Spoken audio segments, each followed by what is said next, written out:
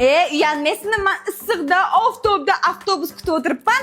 Siz ko'zimni yondiribdi megajinni mashinasiga savolib olib ketyapsiz. Tuhmat qilma, men sanlarni boqaman deb ikkinchi ish qilib, taksi qilib yuribman. U megajin emas, birovni ayolidir. Tuhmat qilma odamga. Menga qarang, o'zingizni oqlamen. Qanday men o'zimni oqlayman? Kecha Banisaga men deb nagli qizchaning yoniga bizni cho'p ketib yording-a?